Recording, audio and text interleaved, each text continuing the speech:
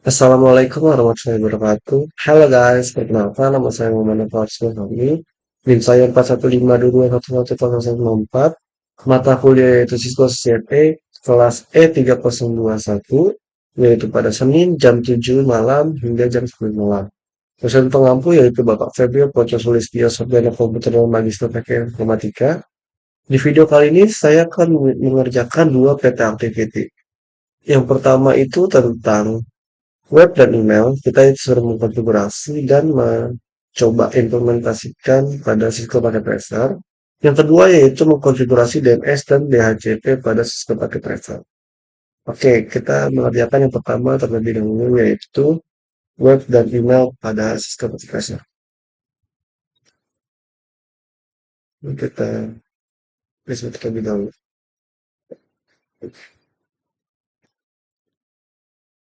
Oke.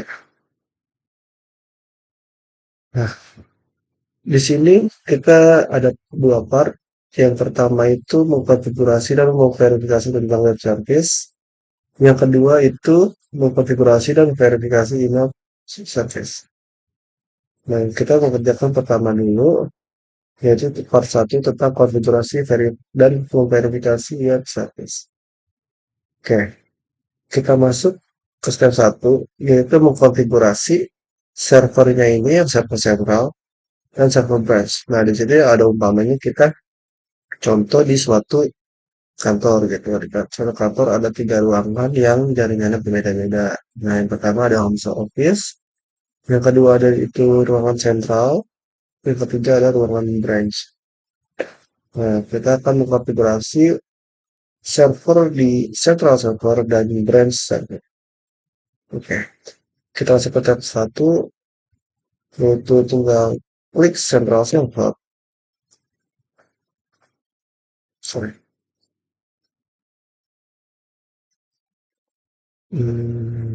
Nah, kita klik ke central server, lalu masuk ke service tab. Nah, di bagian sini kita HTTP-nya dan HTTPS-nya itu dinyalain untuk dibuat websitenya.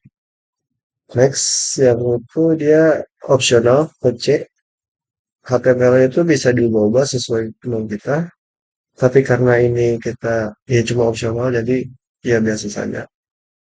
Lalu central server sudah, kita lanjut ke yang branch server. Sama caranya kita ke klik service tab, lalu HTTP-nya sama HTTPS-nya kita on-kan. Oke, kalau sudah, kita masuk ke step 2, di mana verifikasi web server dan accessing menggunakan web page. Yang pertama itu kita disuruh verifikasi lewat PC3, kita masuk ke desktop tab, lalu kita masuk ke mode yang web browser itu. Nah, kita disuruh mengecek dengan IP yang tersedia yaitu 10.10.10.2. Kita go, otomatis dia akan muncul web pada central server. Webnya central server. Nah, next kita coba verifikasi yang IP yang branch, yaitu 64.100.201. Kita klik go. Nah, dia akan muncul webnya branch 1. Oke. Next, kita karena tadi mengakses webnya itu menggunakan IP, sekarang kita coba menggunakan domain yang sudah tersedia. Kita copy saja. Kita klik go dan akan muncul tampilan web server menggunakan domain tadi. Sedangkan kita akan mencoba web server pada brand server. Nah, copy domainnya brand server.pt.pkk, kita klik go.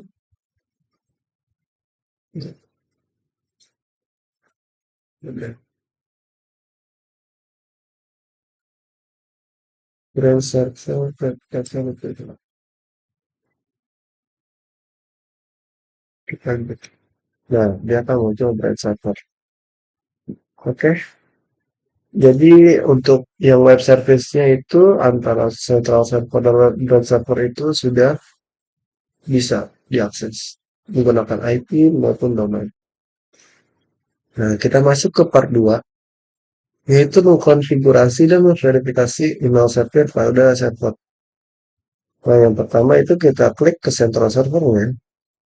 Lalu kita masuk ke mode service, masuk ke mode yang email ini. Kita SMTP-nya, kita sama port kita onin. Lalu domain name-nya itu kita copy. Yang tadi yang web server itu. Central server.pte.pk. Kita set. Nah, di sini kita disuruh masukkan username yang sudah tersedia yaitu central user dan masukin passwordnya itu Cisco. Kita klik tambah. Nah, dia otomatis user setup-nya itu bakal tertambah di tabel ini sini. Tanda plus itu buat nambah, tanda nil itu buat menghapus. Oke. Dan lakukan hal yang sama pada brand server. Tadi masuk ke service, lalu masuk ke email. SMTP sama POP3-nya kita on-kan. Lalu kita masukkan domainnya itu yang brand server.pt.pka. Kita set. Tinggal kita masukkan branch usernya. Kita copy, passwordnya itu Cisco. Kita tanda-tanda. Otomatis usernya itu akan masuk ke dapur pada brand server. Ya.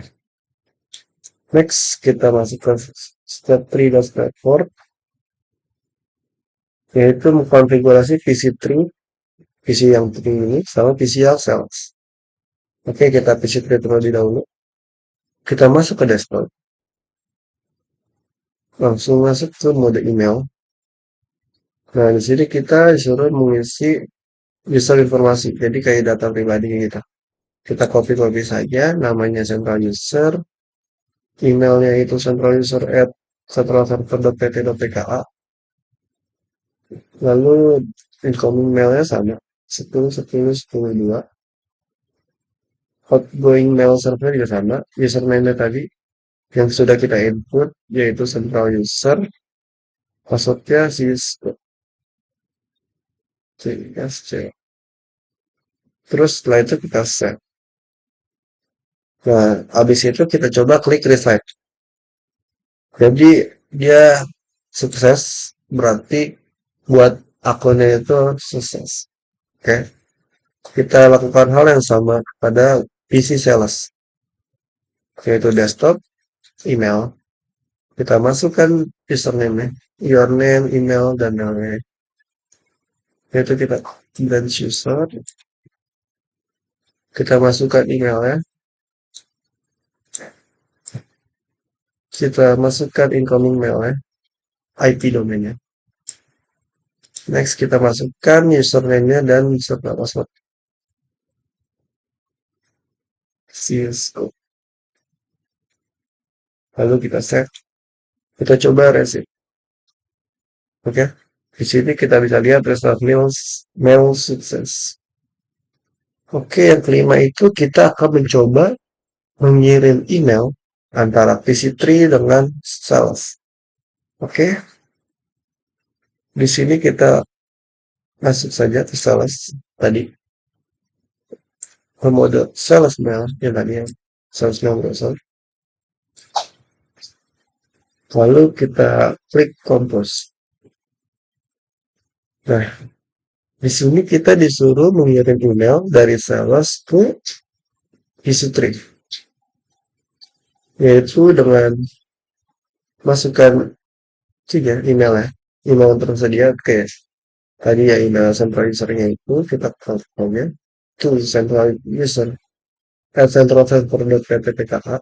Kalau subjeknya itu sesuai ketentuan, personalize the subject line, dan email bodinya itu kita personalize the email. Lalu kalau sudah kita klik send, kita cek nih di PC3 apakah muncul atau enggak. Nah, di sini PC3 muncul, ya kan? Untuk email dari yang sales, PC salesnya itu. Kita klik, kita disuruh nge-reply buat apa? Untuk mengirim balik antara PC3 dengan ke PC sales. Kita reply. Di sini ada ketentuannya.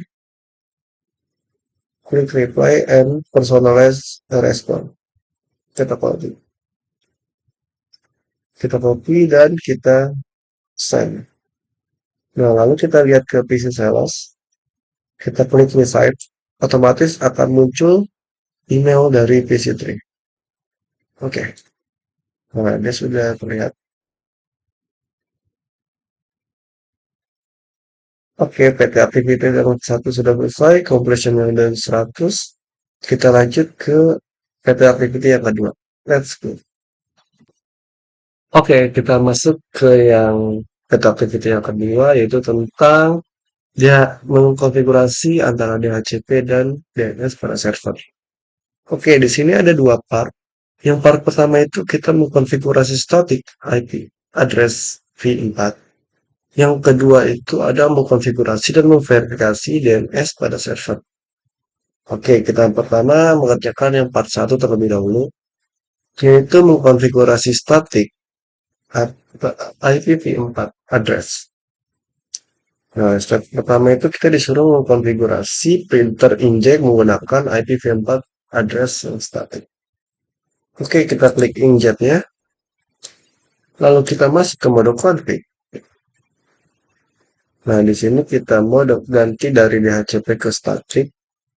Jangan lupa default gateway dimasukin. Di sini udah tersedia yaitu 192.168.0.1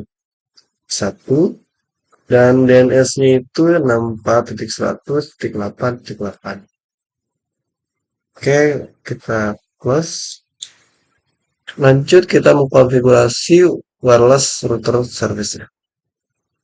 Ini wireless yang tersedia pada home office. Kita klik aja.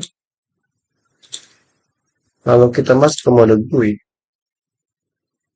Nah, di sini kita ada aturannya. Ada ketentuannya kalau kita disuruh men-setup sesuai dengan apa yang diimat. Di sini masih berantakan. Kita ganti yang pertama IP address-nya yaitu 192.168.0.1.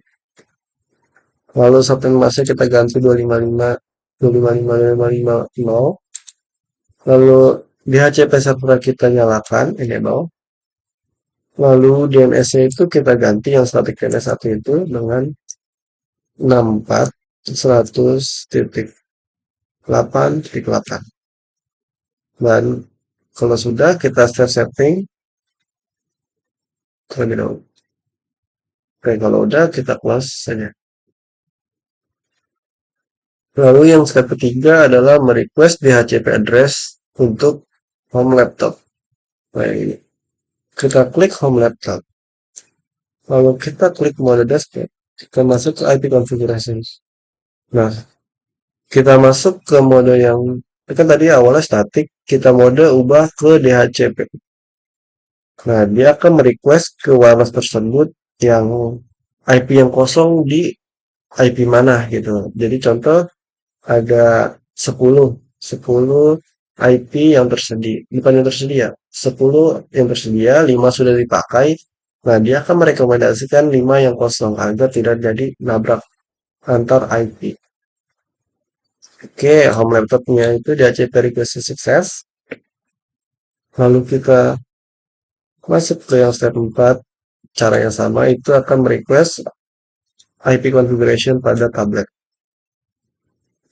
Ini kita sama, kita desktop, IP configuration. Nah, ini dia awalnya mode static, kita ubah ke mode DHCP.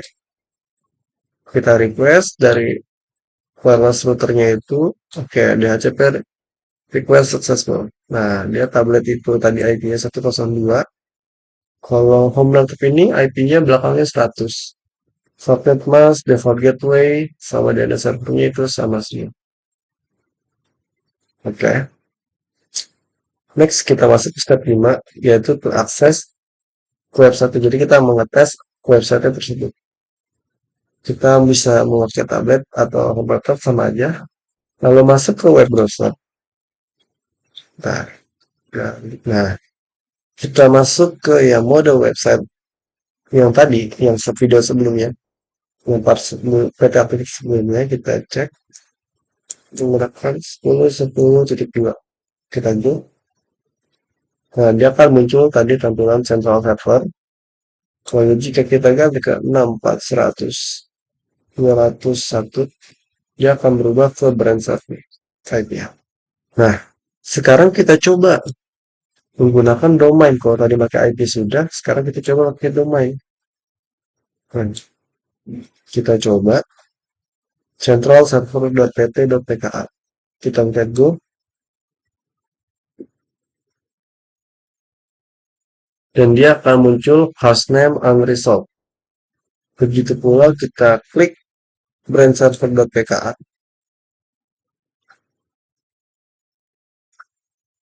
dia akan muncul hostname unresolved juga. Nah, di sini dia di webnya itu dia cuma terdaftar IP-nya saja, tapi domain name-nya itu dia tidak terdaftar oleh hostingnya itu. Jadi caranya kita gimana? Sorry, kita masuk ke yang part 2 ini. Jadi kita pertama kita klik dulu internet ini. Dalam internet itu ada topologi juga. Nah, sini ada yang kabel providernya, ada router antar ISP-nya, sama server web router providernya masing-masing. Kalau kita pilih yang famous DNS.pk, tapi sebelum itu mungkin sebelum jauh ke sini kita mungkin harus ngecek dulu kali ya di command prompt untuk mengecek apakah emang hostingnya belum tersedia atau enggak. Yang pertama kita ls lookup spasi, kita masukkan websitenya centralserver.pt.pka, kita password dan boom. Nah, di sini dia tersedia IP address saja, tapi hostname-nya itu dia tidak terdetek karena dia tidak belum terdaftar. Begitu pula dengan ns lookup brandserver.pt.pka, dan boom. Nah, dia juga addressnya sudah ada, IP addressnya, tapi apa hostname-nya itu belum terdetek, belum didaftarin ke hostingnya itu. Oke, kita balik ke yang tadi, kita masuk ke mode internet ini. Nah, di sini ada kabel provider, ada router dari ISP-nya, sama server dari provider. Kita masuk ke famous DNS yang .pk.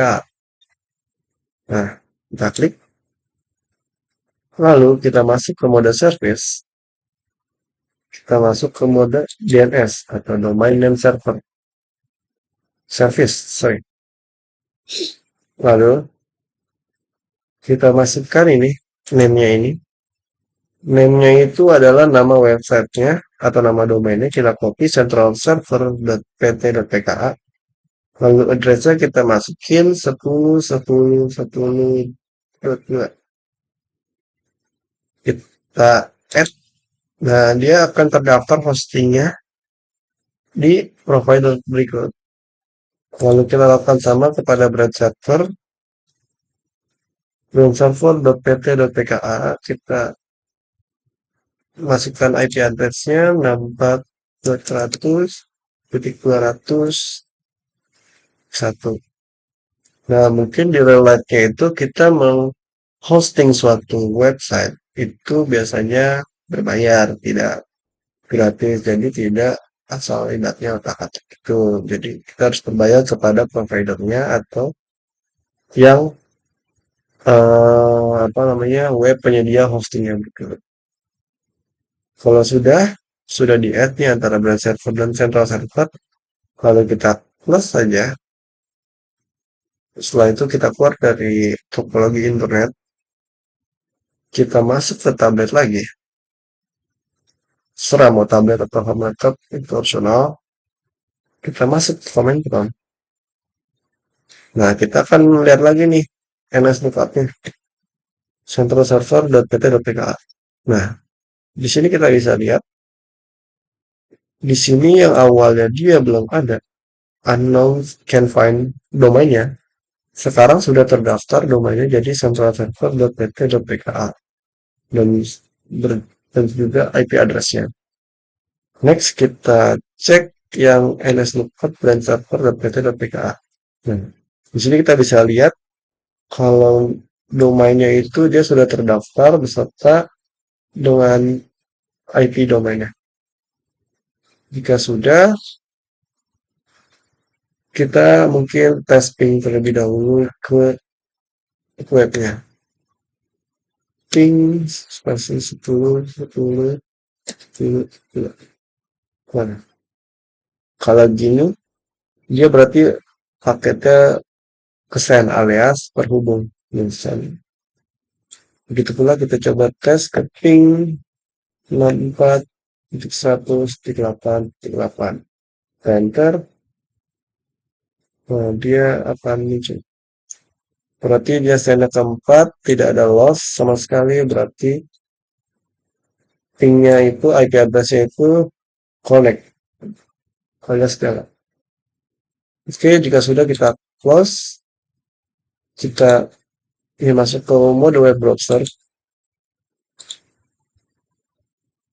kita cek coba apakah webnya itu bisa kita akses menggunakan domain. Kalau tadi pakai IP bisa, sekarang kita pakai domain. Oke, kita klik go dan boom. Web pada central server sudah terlihat, sudah bisa diakses menggunakan domain. Dan sekarang kita coba menggunakan domain pada brand server. Oke, kita copy brand server.pt.pk and boom. Web server pada brand server sudah terlihat, sudah bisa diakses. Nah, kita lihat sini inkjetnya belum, ternyata ada yang terlewat. Kalau inkjetnya ini tadi, sorry, nah ini tadi di inkjetnya ini ada yang belum ke masuk IP addressnya. Kita masukkan IP addressnya 198.0.2. Mengucapkan informasi 255.255.255.0. Oke, kita silang. Dan tadi kita terlewat, sorry. Oke, sudah kita berarti PT Activity pada yang pertama tadi tentang web dan email, serta yang kedua itu tentang DHCP dan DNS server sudah selesai. Jadi video kali ini sampai sini saja. Sekian dari saya, kurang lebihnya mohon maaf. Wassalamualaikum warahmatullahi wabarakatuh. Dadah.